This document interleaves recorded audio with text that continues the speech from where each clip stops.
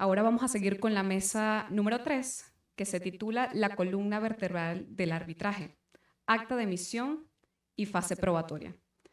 Y para iniciar esta mesa tengo el placer de presentar a su moderador, el doctor Pedro Rengel Núñez, presidente de la Asociación Venezolana de Arbitraje para el periodo 2025-2027, abogado egresado de la Universidad Católica Andrés Bello con maestría en Derecho en New York University, profesor universitario en la Universidad Monte Ávila y socio del bufete Travieso Evans Arrea y Rengel, donde lidera áreas vinculadas al arbitraje y otros métodos de resolución de controversias. Adelante, doctor, tiene la palabra.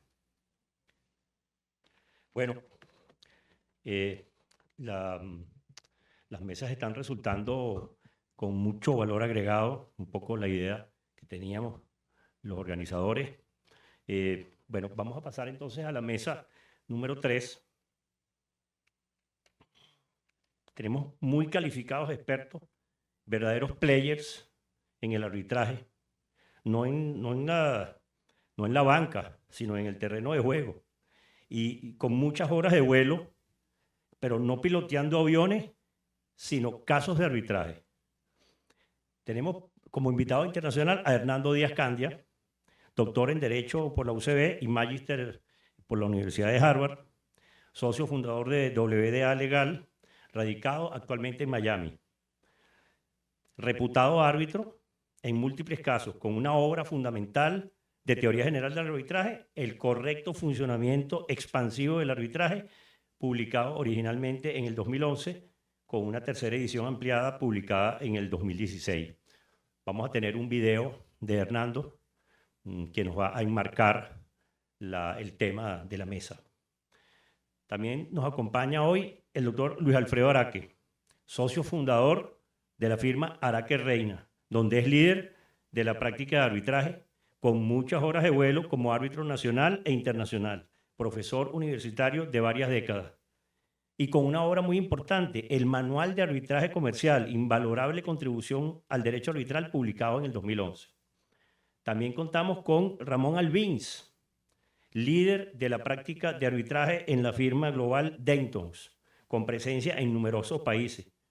También con numerosas horas de vuelo como abogado de parte y como árbitro, tanto en litigio judicial como en el arbitraje. Tiene muchos años de experiencia. Y un importante trabajo que tiene, a mí me gusta mucho citarlo, que es las pruebas en el arbitraje, publicado en la obra colectiva El arbitraje en Venezuela, estudios con motivo de los 15 años de la ley de arbitraje comercial. También tenemos al doctor Gabriel de Jesús, líder de la práctica de litigio y arbitraje de Baker y McKenzie, reputada firma internacional con presencia en N número de países, profesor universitario y con muchísimas horas de vuelo en el arbitraje nacional e internacional y también en los litigios. O sea, no solamente el doctor Bariona y el doctor Abu Hassan son litigantes prestados al arbitraje, como ellos se autodefinen, sino que también tanto Ramón como Gabriel son expertos litigantes. Es más, ahí nacieron en el litigio, antes del arbitraje. Y tenemos a Ana Karina Calderín, abogada de la UCAP, miembro de nuestro consejo directivo, cursó el programa de estudios avanzados de arbitraje en la Universidad Monte Ávila, tiene más de 10 años de experiencia en la administración de casos de arbitraje en el CEDCA y participó activamente en la reforma de su reglamento y en las diferentes memorias arbitrales que ha publicado el CEDCA. Lleva 4 periodos en el consejo directivo de la ABA. Así que bueno, los invito a pasar a la sala. Bueno, me da mucho gusto tenerlos y poder ser el moderador de este prestigioso panel. El tema se titula La columna vertebral del sistema del arbitraje, acta de emisión y fase probatoria. ¿Por qué lo llamamos columna vertebral? Bueno, porque es la columna vertebral que sostiene el cuerpo del arbitraje. Y no sorprende que todos los panelistas de hoy estén de acuerdo y coincidan con esa visión y por lo tanto van a estar en capacidad de exponerla con bastante tino, ¿no? Bueno, sabemos que, un poco para enmarcar la discusión, sabemos que tanto en el arbitraje doméstico como en el arbitraje internacional se contempla la figura del acta de emisión o de términos de referencia, también llamada. ¿En qué radica su importancia en el procedimiento arbitral? ¿Es que acaso no basta la demanda y la contestación para determinar las pretensiones y excepciones o defensas de las partes? Yo quiero comenzar, o quiero darle la palabra al doctor Luis Alfredo Araque, que comience y que nos enmarque el tema sobre la base de esa idea, ¿no?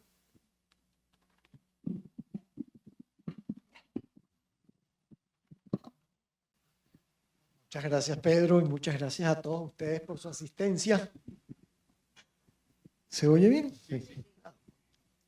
Miren, si ustedes me preguntaran, me pidieran que hiciera una lista de cuáles son las ventajas que yo le veo al arbitraje, y bueno, como dice Pedro, ya tengo unos cuantos años de vuelo en estos temas, ¿verdad? Yo pondría de verdad entre las primeras ventajas del arbitraje la posibilidad del acta de emisión.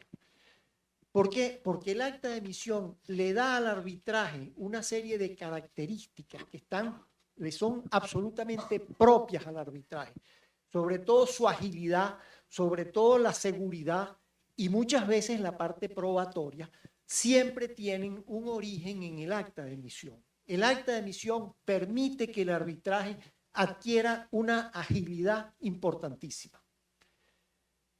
Permite que se centre la controversia, es decir, que se sepa con toda precisión cuáles son los aspectos que cada una de las partes desea que le sean decididos.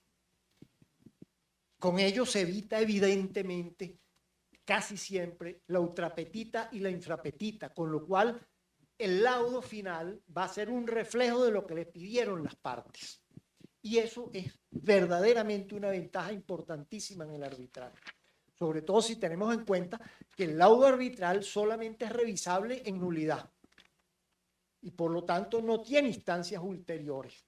De manera que el acta de emisión es verdaderamente importante para los efectos que tienen que lograrse con el arbitraje. Entonces permite centrar la controversia, permite evitar la ultrapetita y la infrapetita y permite además que los hechos se centren y que no se repitan en la parte probatoria pruebas innecesarias. ¿Por qué? Porque muchos de los hechos en el acta de emisión van a ser admitidos por las dos partes y por lo tanto no van a ser objeto de prueba y las pruebas se van a restringir a aquellos aspectos en los cuales las partes no estén de acuerdo. Yo creo que eso de alguna manera le da unas características muy especiales al arbitraje. Tan es así que buena parte de los reglamentos, no solamente nacionales, sino a nivel mundial, contemplan como uno de los elementos característicos del arbitraje el acta de emisión, donde las partes centran la controversia y además expresan qué es lo que desean que los árbitros resuelvan y las pruebas que van a aportar a la controversia. De manera que yo creo que eso es importantísimo y lo han reconocido así la mayoría de los reglamentos de los grandes centros internacionales y también de los centros nacionales. Evidentemente, cuando los reglamentos no contemplan el acta de emisión, cabe preguntarse si el acta de emisión debe ser incorporada al arbitraje independiente. Yo soy de la opinión, y en ello, y me baso en eso, en el artículo 24 de la Ley de Arbitraje Comercial, que prevé la primera audiencia de trámite. ¿Por qué? Porque la primera audiencia de trámite, en definitiva, es una descripción del acta de emisión. Es una audiencia en la cual se leen o sea, se traba la litis, se leen cuáles son las aspiraciones de las partes y las partes anuncian cómo las van a aprobar. El acta de esa primera audiencia de trámite, evidentemente, es bastante parecida a lo que los reglamentos de arbitraje consideran el acta de emisión. Con lo cual pienso que el acta de emisión no solamente es característico dentro de los arbitrajes institucionales en los cuales los reglamentos lo prevean, sino también, por lo menos en el caso venezolano, en el caso de los arbitrajes independientes, a través del artículo 24 de la Ley de Arbitraje Comercial. Sí, sí, muy claro, Luis Alfredo. O sea que es columna vertebral del arbitraje. Ahora, Ramón, imagínate que en los juicios ordinarios hubiera un acta de emisión. ¿Cómo se les facilitaría el trabajo a los jueces, ¿no? Porque la carga que tiene el juez ordinario es de determinar de la demanda y de la contestación las pretensiones de las partes, las excepciones o defensas, si hay algún hecho admitido, si hay, cuáles son los hechos controvertidos de verdad, pero hay que hacer una labor muchas veces que en el arbitraje no se quiere dar, sino que se quiere simplificar con el acta de emisión. Y quiero que tú abundes en eso. ¿Por qué? Bueno, porque estamos hablando de hechos admitidos, hechos controvertidos, tema decidendum. Fíjate, yo creo que cuando uno piensa en el acta de emisión o en los términos de referencia, que son términos equivalentes, lo primero que a mí me viene a la mente en mi experiencia como litigante y como árbitro es eficiencia y seguridad, que son principios que son propios del arbitraje comercial, ¿verdad? Eficiencia, ¿por qué? Porque en la acta de emisión se depura prácticamente el procedimiento. Tú vas a saber con claridad quiénes son las partes, qué se están reclamando, cuáles son los hechos admitidos, cuáles son los hechos controvertidos, parte sustancial. Pero además entras en una parte procesal, donde de alguna forma pasas a regular cómo van a utilizarse las pruebas, cómo va a sustanciarse el procedimiento, cuál es el calendario. Pero además de eso tienes, al lado de ese principio de eficiencia, tienes seguridad. ¿Tienes seguridad por qué? Porque si existe un buen acta de emisión o unos términos de referencia, ¿verdad? Las partes van a saber cómo va a funcionar el proceso. Entonces, para mí la herramienta del acta de emisión o los términos de referencia, dependiendo del reglamento donde nos situemos, nacional o internacionalmente, ¿verdad? Al final, lo que va a permitir es al arbitraje lograr esos dos objetivos tan fundamentales del arbitraje. Incluso a los efectos del laudo, y sé que ese es un tema que se va a tocar en otro panel, ¿verdad? Una de las cosas más significativas que yo he visto en los buenos laudos es la capacidad de los árbitros de decidir todo lo que ellos que son los puntos controvertidos. No hay nada más contundente que los puntos controvertidos hayan sido previstos por la parte en el acta de emisión o en los términos de referencia. De manera de que eso va a ser una especie de índice de los árbitros respecto a lo que tienen que decidir. Entonces, convengo contigo o con ustedes en que la finalidad de este instrumento es fundamental y evidentemente poder valerse de algo parecido a esto en un juicio sería fantástico. Okay.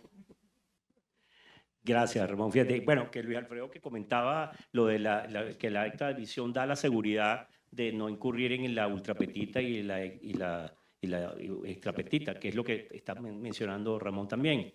Y quizá cabe añadir en este momento, hay un solo caso donde se ha anulado parcialmente un laudo por razones de ultrapetita. Y en diversos otros recursos se ha alegado la ultrapetita y los tribunales han negado reiteradamente esa ultrapetita. Entre otras cosas porque van al acta de emisión y dicen, mira, pero aquí no vemos la ultrapetita porque en el acta de emisión está dicho, en el número 4 o el número X del acta de emisión está dicho que ese es el mandato de los árbitros que tenían, decidir X o Y asunto, ¿no? Eso es muy importante traerlo a colación. Y en esa sentencia que anuló el único laudo por ultrapetita, hay un voto salvado, un célebre voto salvado de Pedro Pereira, que era juez asociado, y resulta que él salvó su voto y dijo, mira, pero aquí está, en el acta de términos de referencia, está que el árbitro iba a decidir sobre esto. ¿Cómo se va a decir? Difiero totalmente de que si aquí se haya incurrido en ultrapetita. Ahora, dicho esto, Gabriel, tú que también eres litigante, yo creo que también tú coincides con eso de que el acta de emisión sería una herramienta fundamental. Pero fíjate, en la dinámica del acta de términos de referencia tiene una particularidad también que la hemos hablado previamente nosotros y que yo le doy particular relevancia, pero que es bueno destacarla aquí, que es que el acta de términos de referencia la redactan las partes y el tribunal arbitral. Entonces yo quiero ver la perspectiva tuya, Gabriel, sobre ese hecho concreto y cuál es su relevancia y qué beneficios reporta esa circunstancia. Sí, buenas tardes. Gracias, Pedro, y a la Asociación por la invitación. Un placer para mí estar aquí por supuesto que coincido con todos ustedes en la importancia del acta de emisión. Y aquí todos hemos oído que, y vamos a repetir siempre que el primer aspecto relevante del acta de emisión es definir los términos de la controversia. En eso todos estamos claros y yo por supuesto que coincido. Pero es que yo voy un poquito antes de eso. Una de las grandes ventajas, en mi opinión, del acta de emisión es que le da a las partes la tranquilidad de que saben que los árbitros han entendido el conflicto. Cuando yo leo un acta de emisión, yo puedo determinar como parte si los árbitros realmente entendieron e interpretaron bien mis planteamientos, los de mi contraparte, y supieron delimitar realmente el mandato que le estamos dando a las partes. No tengo que esperar hasta el laudo o hasta la sentencia, como en los procedimientos ordinarios, para decir, llevarme las manos a la cabeza y decir, el juez no nos entendió a las partes. Y nos vinimos a dar cuenta de eso, fue la sentencia cuando ya es muy tarde y lo único que me queda son los medios recursivos para corregir ese problema. Esa para mí es la principal ventaja del acta de emisión, que las partes tengan la tranquilidad de saber que los árbitros entendieron bien el conflicto. Y además, como tú bien dices, de participar en la redacción del acta de emisión, porque una gran ventaja que tiene el acta de emisión, que está establecida por los reglamentos tanto del CACC como del CEDCA, es que las partes no solamente intervienen, sino que también firman el acta de emisión con los árbitros, en señal de que están de acuerdo, al punto de que las partes pueden hacerle a los árbitros advertencias, observaciones o solicitudes de corrección al acta de emisión que ellos han preparado. Mira, este argumento yo no lo hice de esta forma, tú interpretaste mal este argumento. Esta es una ventaja gigantesca que tiene el acta de emisión, que por cierto, como bien dice Ramón, no solamente incluye los temas a litigar por las partes, sino que además establece el calendario procesal, las pruebas que se puede promover, la forma de tramitar y de evacuar esas pruebas. Y todo eso es no solamente una propuesta que los árbitros le hacen a las partes, sino que las partes lo aceptan al momento de firmar el acta. Y eso es de nuevo, y es una creación, al menos históricamente yo lo veo como una creación de los reglamentos del CACC y del CEDCA en Venezuela, porque si ustedes revisan, por ejemplo, el reglamento de la ICC no establece esa posibilidad. La ICC manda a las partes a una conferencia de conducción posterior al acta de emisión para tratar todos estos temas. Los reglamentos de nuestros centros venezolanos dicen, no, vamos a hacerlo una vez en el acta de emisión. Y el hecho de que las partes lo firmen, en mi opinión, ratifica el carácter contractual que tiene el arbitraje. Porque cuando las partes firman un acta de emisión lo convierten en un acuerdo de voluntades, en donde incluso, en mi opinión, pueden las partes incluso cambiar algo de lo que hayan acordado en la cláusula arbitral original. Mira, por ejemplo, nosotros acordamos en la cláusula arbitral original que el arbitraje sería en idioma español, pero bueno, nos damos cuenta que tenemos un árbitro norteamericano, estadounidense, un árbitro canadiense y un árbitro chileno que habla perfectamente inglés, y para facilitarles el trabajo cambiamos el idioma del arbitraje, no hay ningún problema. Si las dos partes lo acuerdan en el acta de emisión, para mí eso es una ventaja para darle más eficiencia al procedimiento arbitral, por ejemplo. Entonces sí, definitivamente el hecho de que las partes participen en la redacción del acta de emisión e incluso la firmen en señal de aceptación, por supuesto que es una gran ventaja. Sí. Ana Karina, imagínate, más de 10 años manejando la administración de todos esos casos, que no eran nada más los casos de Denton, los de Araque Reina, no, eran todos los casos que te pasaban por la mano, entonces por tus manos. Cuéntanos un poco tu experiencia y cómo era esa audiencia, porque estuviste en N número de audiencias, donde están las partes interactuando con el tribunal arbitral para la confección del acta de emisión que está en la pantalla. Están las partes con el tribunal arbitral en una mesa, está la pantalla con el proyecto de acta de emisión y se va pasando punto por punto. O sea, yo quiero que tú nos digas cómo fue esa experiencia. Bueno, sí, efectivamente, en principio es quien, de acuerdo al reglamento por lo menos del CEDCA, el tribunal arbitral es quien debe redactar el acta de términos de referencia. Y lo hace en principio con base a los escritos que presenten las partes. Quiero hacer pues mención específica al artículo, me parece que es el artículo 31 del mismo reglamento CEDCA, que pide expresamente que se establezca que las partes consignen un borrador. Entonces, antes de irnos a la experiencia ¿es suficiente la solicitud de arbitraje y la contestación para realizar el acta de términos de referencia? En principio no. ¿Las partes tienen más oportunidad para traer nuevos hechos? En principio sí. Y no es desde, desde la contestación o la solicitud de arbitraje, desde la demanda, donde los árbitros pues solamente se ciñen a esos escritos y traen esos hechos al acta de términos de referencia. De hecho, pues en la experiencia puedo decir que las partes, aun cuando en el reglamento, los reglamentos expresamente pues no te digan unas oportunidades en donde tú puedas reformar, sino que sean bastante laxos, las partes pues pueden reformar. Si ellos lo consideran antes del acta de emisión, pueden reformar tanto su demanda como su contestación en hechos y argumentación. Entonces, y ya queda de parte del tribunal arbitral de cómo organiza esos hechos dentro del acta de emisión. Ahora, lo redacta el tribunal, pero las partes activamente deben actuar. De hecho, recuerdo un caso específico en donde una de las partes decía, y bueno, ¿cuándo se van a entregar los memoriales? No, ya estamos en el acta de emisión, el acta de emisión ya contiene los hechos, estamos aquí delimitando cuál es el objeto de esta controversia, ya lo firmamos, no hay lugar para nuevos memoriales.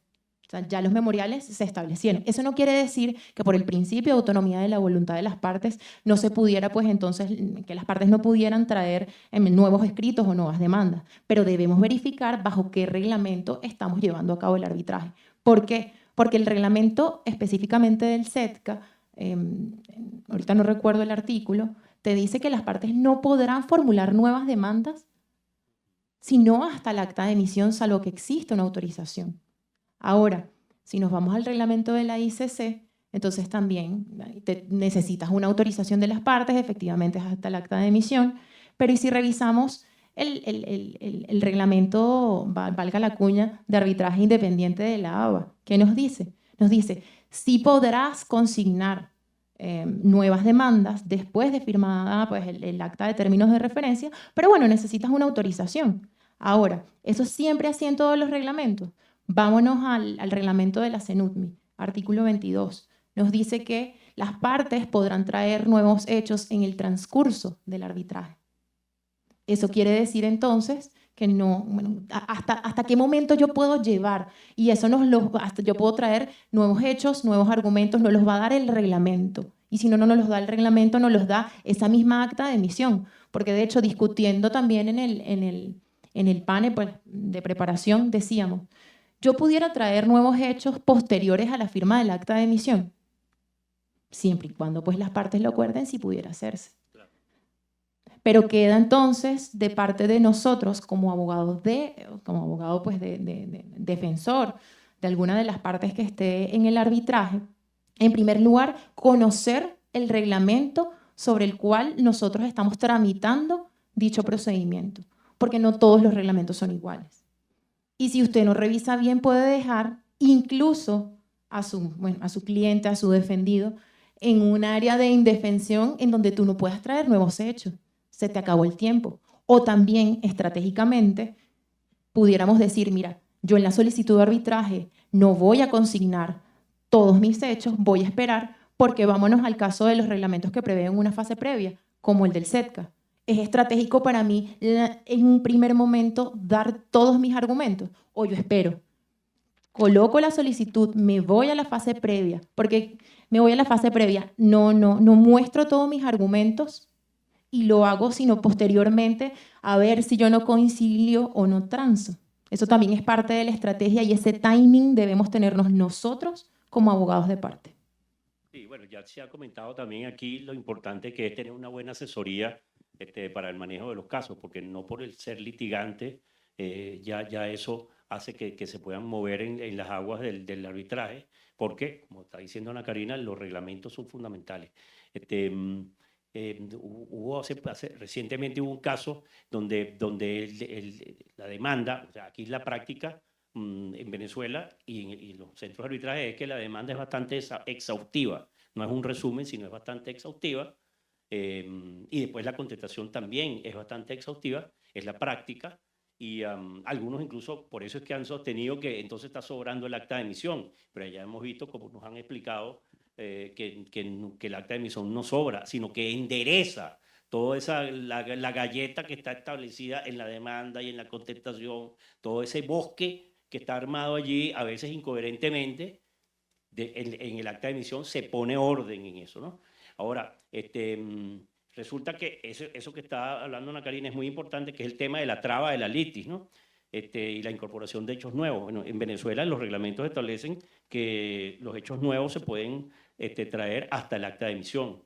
De manera que ha habido ocasiones en donde se presenta la demanda, pero luego a la hora de que llega la contestación, el demandante se da cuenta de cosas que él no había tomado en cuenta y que ahora ve con la contestación. Entonces, en el proceso ordinario judicial, bueno, ya ahí eso queda amarrado y ya yo no puedo cambiar mi pretensión. Pero resulta que en el arbitraje, si yo veo que en la contestación me dan una serie de luces que yo tengo que añadir pretensiones subsidiarias, por ejemplo, que fue el caso, el demandante en lo que vio la demanda, la contestación, decidió, bueno, o meto unas cuestiones subsidiarias o estoy perdido. Entonces, efectivamente, hizo eso y eso se consideró como una modificación y como unos hechos nuevos que están perfectamente válidos en el acta de emisión. Claro, también está el tema del cronograma procesal, que ya Ramón lo mencionó, y la forma en que se promoverán y evacuarán las pruebas. Entonces, eso nos entra, vamos a ver cómo vamos de tiempo, vamos bien, eso nos sumerge en el tema de la fase probatoria, porque la fase probatoria arranca desde el acta de emisión, porque allí en el acta de emisión o términos de referencia es donde se establece no solamente el cronograma procesal, sino cómo las partes, cómo se quiere que las partes promuevan y evacúen las determinadas pruebas, incluso hasta sin anunciarlas. Por ejemplo, es usual que los árbitros hablen de que en el acta de emisión pongan que si se van a promover testigos, que los testigos consignen su declaración por escrito, etcétera, etcétera. Entonces, ese tema quisiera repasarlo con ustedes para ver cómo es la experiencia y cómo visualizan ustedes esa fase probatoria que incluye no solamente la del acta de emisión, sino la posterior evacuación bajo el procedimiento establecido en el acta de emisión. Luis Alfredo, coméntanos. Sí, gracias, Pedro. Bueno, el tema probatorio evidentemente es fundamental en todo procedimiento. Y hoy en día todos los procedimientos dan una gran libertad probatoria a las partes. Y en el arbitraje, yo creo que una de las grandes ventajas del arbitraje es la posibilidad, es la libertad que se le da a los árbitros para, de alguna manera, regular la prueba, la forma como van a ser evacuadas las pruebas. Lo cual no implica que en unos determinados momentos, ¿verdad?, el árbitro pueda, así como pasa en las medidas cautelares, el árbitro pueda pedir el auxilio de los tribunales cuando no le sea posible evacuar una determinada prueba. Con lo cual, se le está dando a los árbitros, y yo creo que el artículo 28 de nuestra ley de arbitraje comercial es bien explícito en eso, se le está dando a los árbitros una gran libertad que incluye además la posibilidad de pedirle auxilio a los tribunales ordinarios cuando las pruebas no puedan ser evacuadas directamente por el tribunal arbitral. Entonces, claro, ¿qué debe contener el acta de emisión en materia probatoria? Yo diría que debe contener los hechos, debe contener cuáles son los hechos que están aceptados por las dos partes, con lo cual ya no serán objeto de prueba, y en tercer lugar debe anunciarse, bueno, cuáles son las pruebas que las partes piensan de alguna manera tramitar.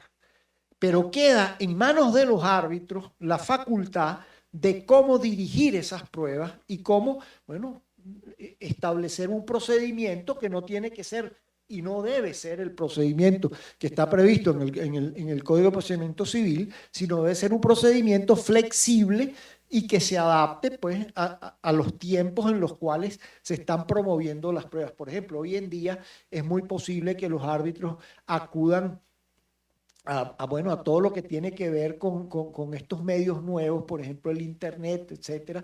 Bueno, que eso facilita muchísimo la prueba y nada de eso está regulado en los códigos de procedimiento civil. Pero los árbitros tienen unas facultades muy importantes en cuanto al control ese de las pruebas, siempre y cuando esos árbitros respeten el derecho de todas las partes al control de la prueba y respeten la igualdad de las partes en el proceso, en la evacuación de esas pruebas.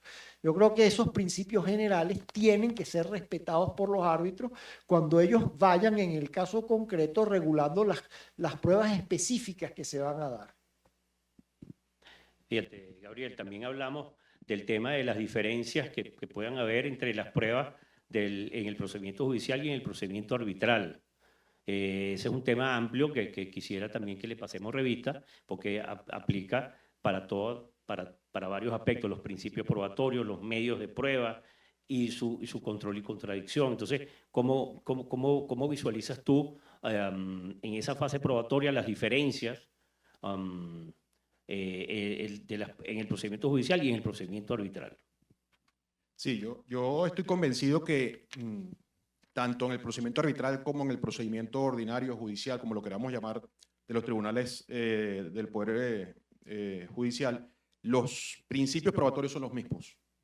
Yo creo que, y hablo en procedimiento en general, de cualquier naturaleza, cualquier tipo de procedimiento tiene que estar gobernado por los mismos principios probatorios, derecho de acceso a la prueba, derecho de control y contradicción. Esos principios tienen que estar garantizados en cualquier tipo de procedimiento y en el arbitraje más todavía.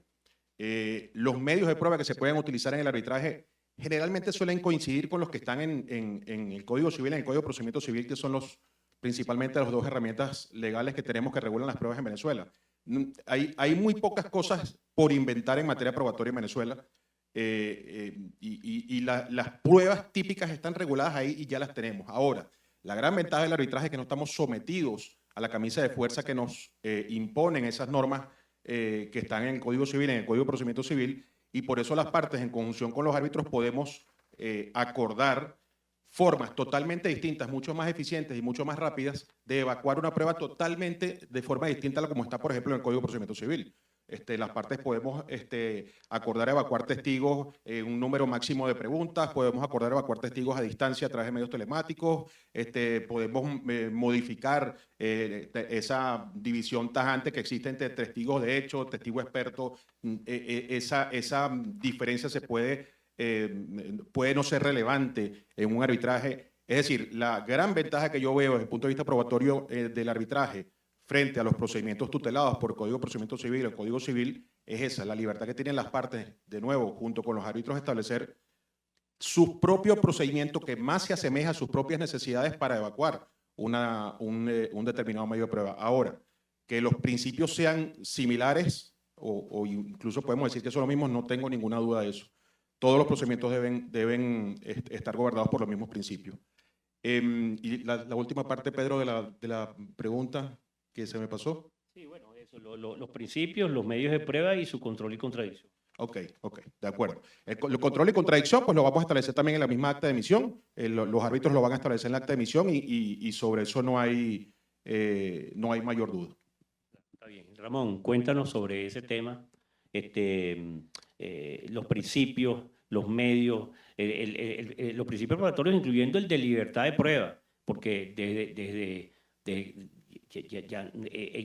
en el proceso civil, pues el principio es el de libertad de prueba, porque están las pruebas nominadas y también están las pruebas innominadas, pues cualquier medio que pueda ser conducente a demostrar algo, ¿no? Sí, fíjate, en la jurisdicción ordinaria o jurisdicción judicial, como la hemos llamado aquí, evidentemente cuando tú vas a las normas te hablan de los medios de pruebas nominados, las pruebas libres.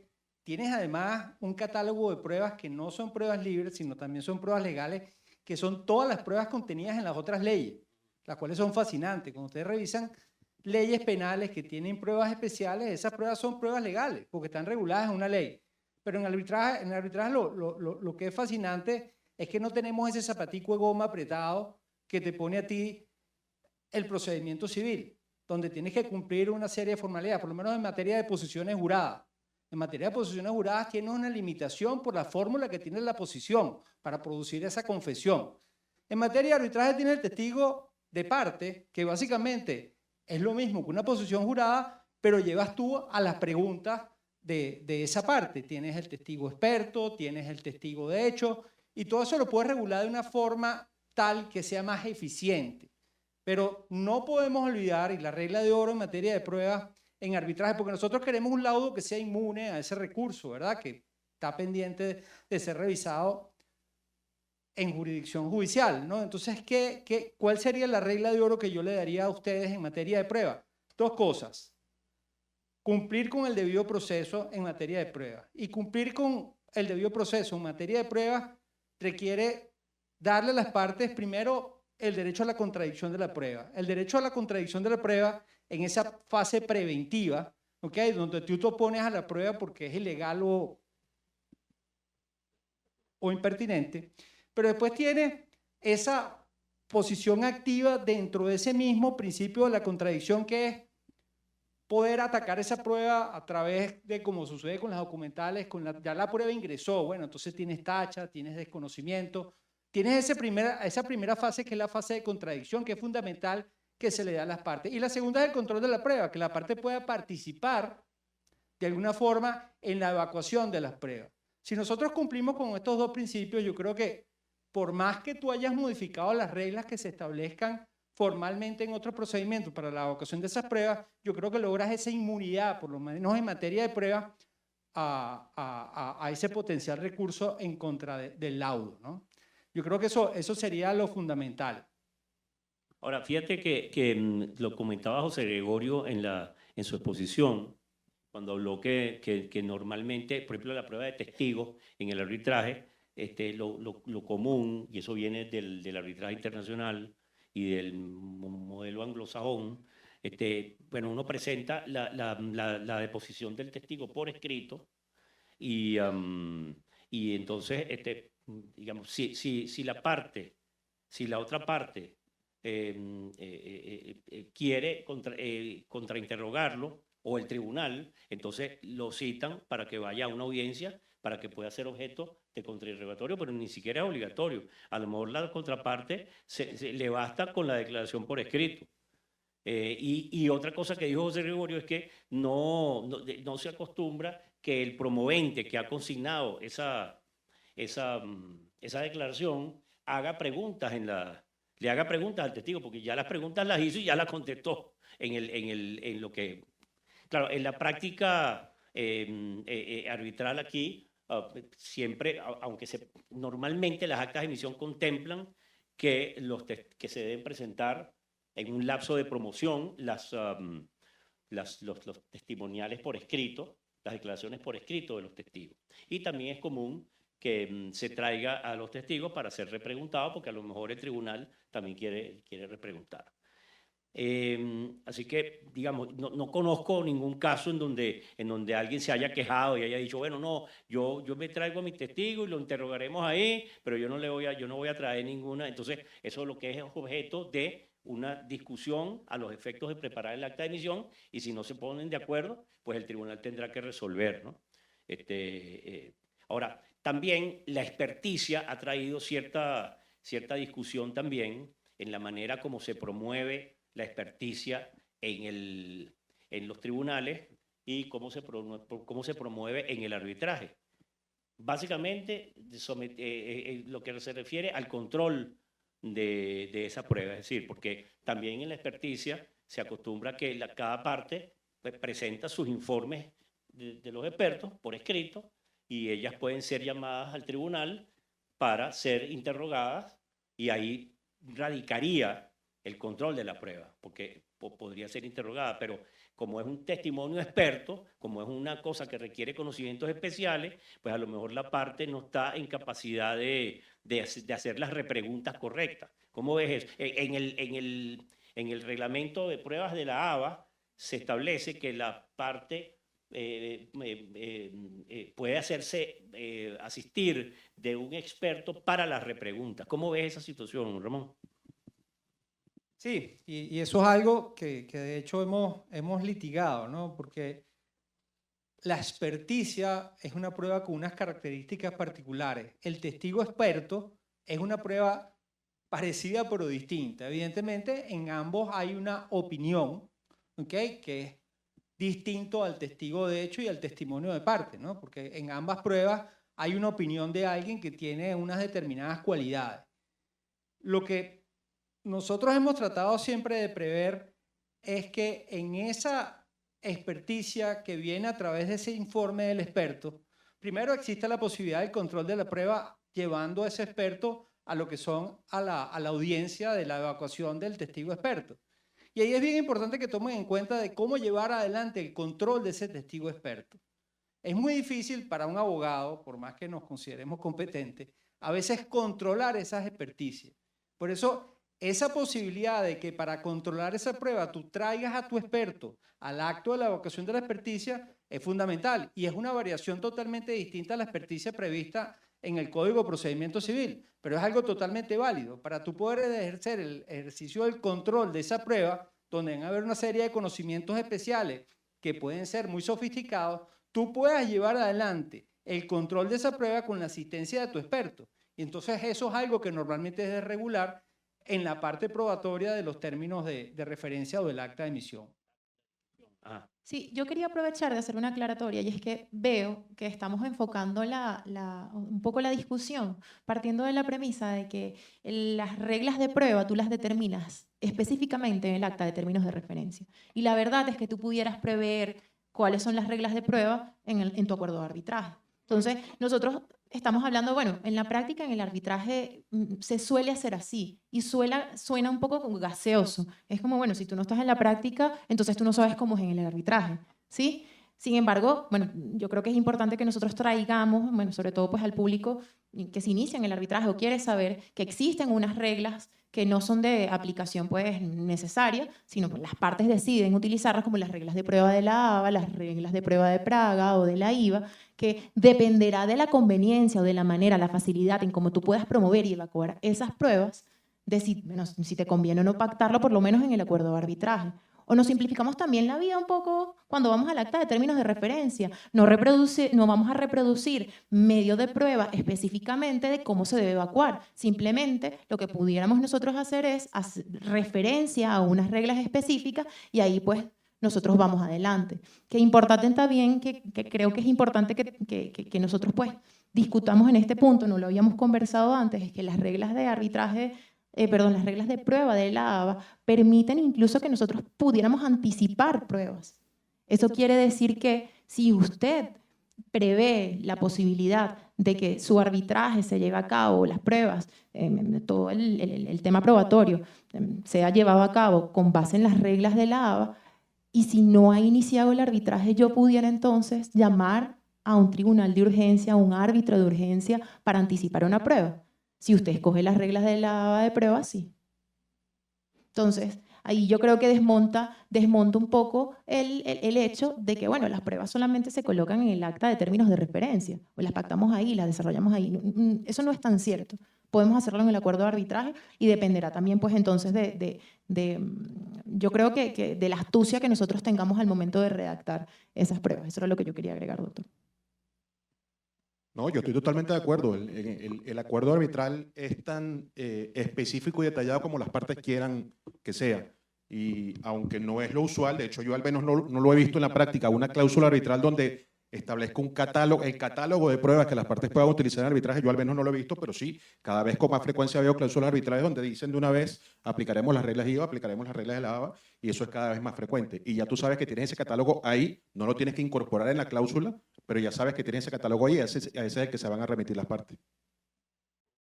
Desde Miami, Florida, soy Hernando Díaz Candia, con un especial agradecimiento para la Asociación Venezolana de Arbitraje y con un especial agradecimiento y felicitación a las doctoras María Alejandra González del CEDCA y Linda Llerena del Centro de Arbitraje de la Cámara de Caracas, quienes dirigen esas instituciones brillantemente en unas actuales coyunturas especialmente retadoras. El tema que corresponde tocar es el acta de emisión o términos de referencia y las pruebas o la fase probatoria en arbitraje como columna vertebral del procedimiento. El acta de admisión es más que un simple formalismo o un documento nominal. Es un instrumento que define y encuadra los sujetos y el objeto del procedimiento. No se trata simplemente de una síntesis procesal ni un índice de pretensiones. Es lo que realmente define la controversia y fija el tema decidendo. Por eso tiene una característica fundamental que puede inclusive convalidar ciertas patologías del acuerdo de arbitraje o de la cláusula arbitral, si las partes así firman dicha acta. Por ejemplo, cuando hay algunos problemas, falta de precisión del alcance o ambigüedades sobre la arbitrabilidad o la institución en el acuerdo de arbitraje original, el acta de misión o términos de referencia puede perfectamente servir para consolidar la jurisdicción y evitar nulidades posteriores. Tiene, aunque no es técnicamente un contrato, tiene un valor cuasi contractual superior en cierta medida al acuerdo de arbitraje porque lo sucede en el tiempo. Por supuesto, cuando una parte tiene un argumento de defensa en cuanto a la competencia o jurisdicción del tribunal, jurisdicción del centro o competencia del tribunal, eso hay que reflejarlo en el acta de admisión y en ese supuesto no operaría la tal convalidación a la que me refiero. El consenso en los tribunales arbitrales normalmente y en los centros de arbitraje es que conviene tener un acta de emisión que sea firmada por las partes. Sin embargo, no debe tenerse miedo a la alternativa de proceder con un acta que no sea firmada por las partes. Una de las tácticas de guerrilla más fácil de implementar es rehusarse a firmar el acta de emisión o términos de referencia. Y ojo, porque también pueden existir razones perfectamente válidas, no quiero generalizar, pueden existir razones perfectamente válidas para que una parte se resista o se rehúse a firmar una acta de emisión. No deben generalizarse las conclusiones y cada caso concreto debe ser analizado en específico. ¿Y qué contemplan usualmente los reglamentos de arbitraje? Básicamente dos posibilidades. La primera es que el acta sea revisada, en cierta forma aprobada u homologada por una segunda autoridad distinta del tribunal arbitral, como puede ser la Corte de Arbitraje en sentido estricto o un comité o la directiva del centro de arbitraje respectivo.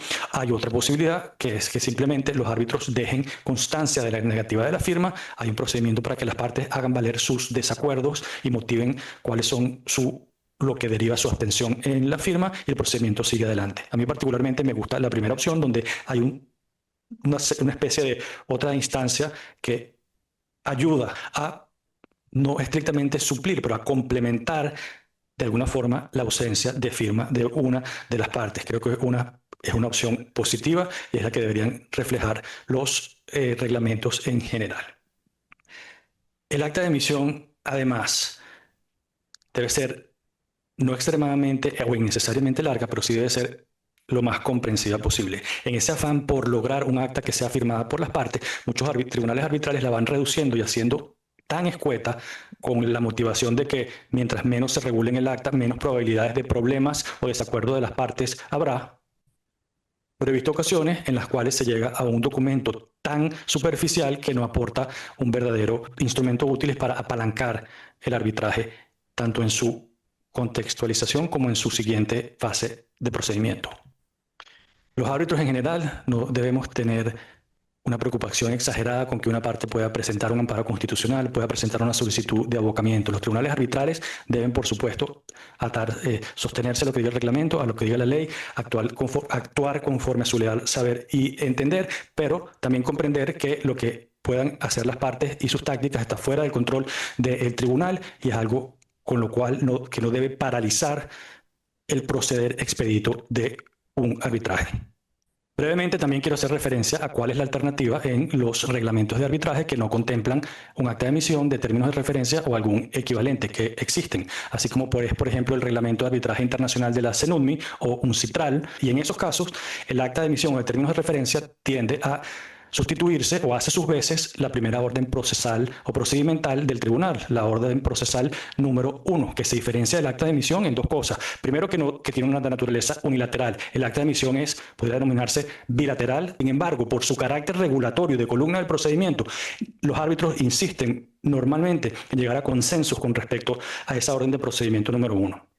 La otra diferencia es que la orden procesal número 1 no resume pretensiones ni alegatos, sino que se fija más en temas de estrictamente adjetivos de procedimiento. Funciona es que el tribunal arbitral circula un borrador de orden procesal número 1 a las partes para que ambas hagan comentarios o propuestas de adiciones o de cambios a la misma. En lo que no hay consenso, si corresponde al tribunal adoptar una posición unilateral en cierta forma, de autoridad. Pero el consenso, igual que en el caso de las actas de emisión, es altamente deseado por el tribunal arbitral.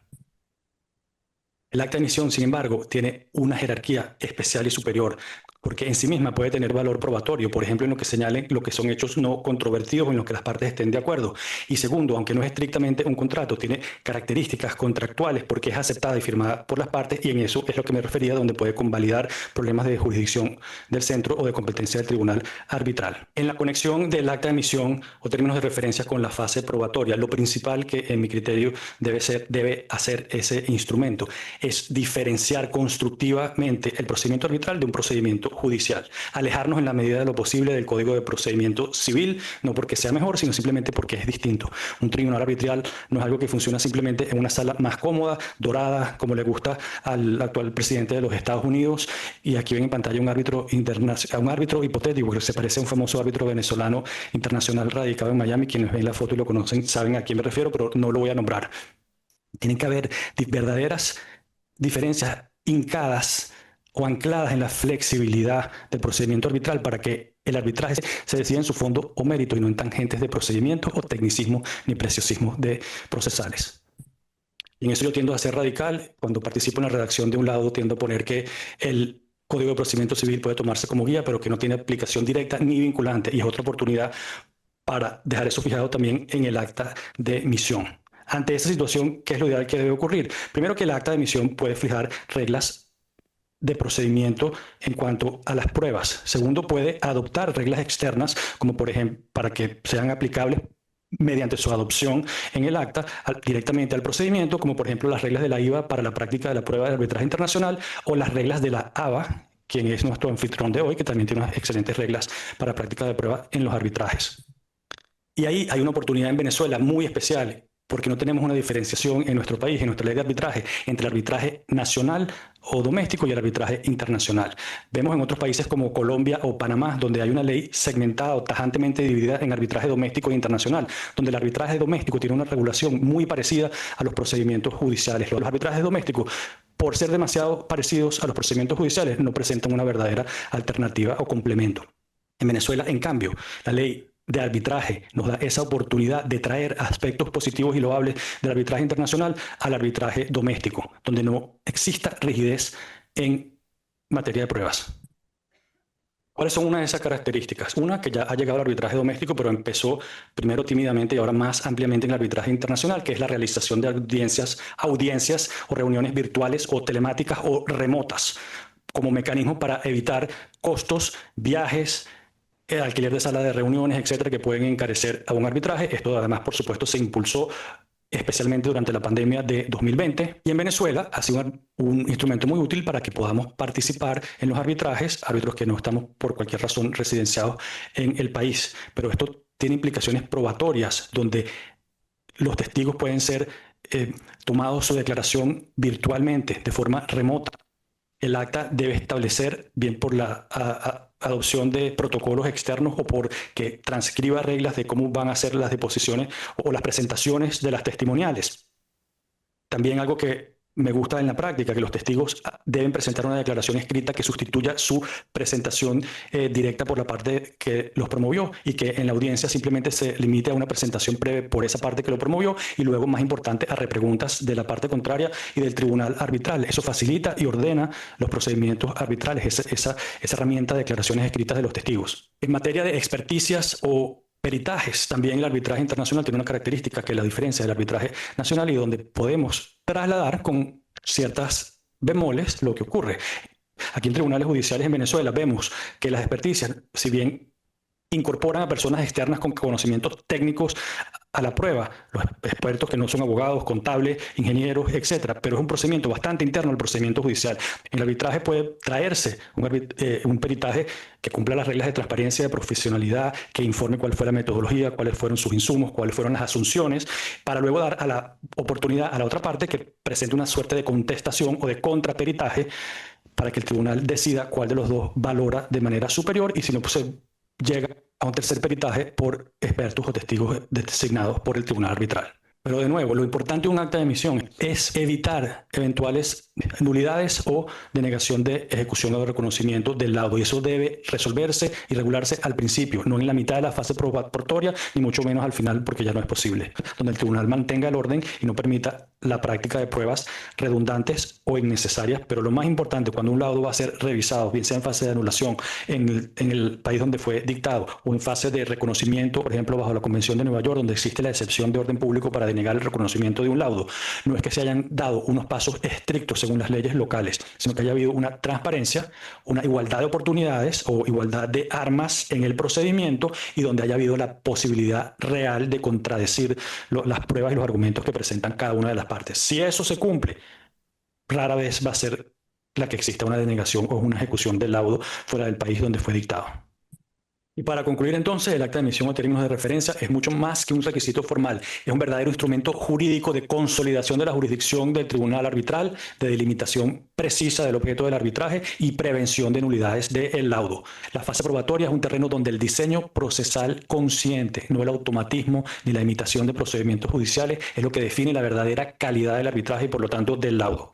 Si entendemos el acta de emisión y la fase probatoria como parte de un mismo andamiaje, entonces podremos así consolidar el arbitraje, el procedimiento arbitral y la solidez de los laudos tanto en Venezuela como en el extranjero. Bueno, gracias Hernando. La verdad es que coincide bastante en la mayoría de los aspectos de lo que hemos tratado aquí en la mesa. Claro, siempre es polémica la imagen de dile no al CPC. Eso daría motivo a una mesa solo para eso o a un congreso solo de eso. Así que ya estamos listos, ¿no? De tiempo. ¿Ah? Ajá, perfecto. Entonces ahora vamos a pasar a la relatoría. Nuestra relatora de hoy es Carol Jiménez, abogada de la Universidad Central de Venezuela, con estudios avanzados en contrataciones internacionales y arbitraje.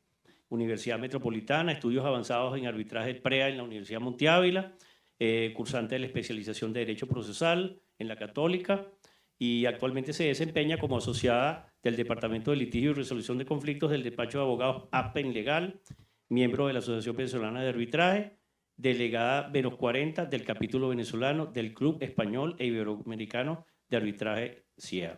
Adelante, Carol. Gracias, profesor. Buenas tardes para todos. Me toca la tarea de decirles brevemente cada una de las conclusiones de estos excelentes ponentes. Y si prestamos todos atención, yo me quedo con palabras claves en este sentido. El acta de emisión fue identificada por ellos como un instrumento jurídico central que consolida la jurisdicción del tribunal arbitral y delimita con precisión el objeto del arbitraje. Eso en contraposición a la jurisdicción ordinaria, lo cual previene eventuales nulidades del laudo y le da seguridad, así como lo mencionó el doctor Albins, a las partes. Por su parte, el doctor Díaz Candia enfatizó que este documento va más allá de una síntesis procesal. Es realmente lo que define la controversia. Y dice que no nos preocupemos si por alguna táctica de guerrilla las partes o alguna de ellas no quisieran firmar esta acta de emisión. Incluso hay alguno de los ponentes que mencionó que debería de establecerse en el acta de emisión algún remedio compensatorio para la falta de suscripción de este documento tan esencial. Ana Karina Calderín, por ejemplo, mencionó que este documento contiene el margen del poder de los árbitros, además de que su elaboración conjunta no es un mero requisito formal, sino una necesidad que transforma un conflicto abstracto en una descripción clara del objeto del arbitraje, y de allí la importancia y la facultad que se le da a los árbitros de intervenir en esta redacción del acta de emisión. El doctor Gabriel de Jesús, por ejemplo, indicó que la elaboración, que viene referido a lo anterior, en conjunto de las partes y los árbitros, pues asegura que los árbitros entiendan la controversia. Y para nosotros como partes, probablemente eso va a ser fundamental al momento de decisión y se dé el dictamen del laudo. Esto también permite que aquellos hechos los hechos admitidos por ambas partes no sean objeto de pruebas posteriores, sino que sencillamente se delimite la controversia.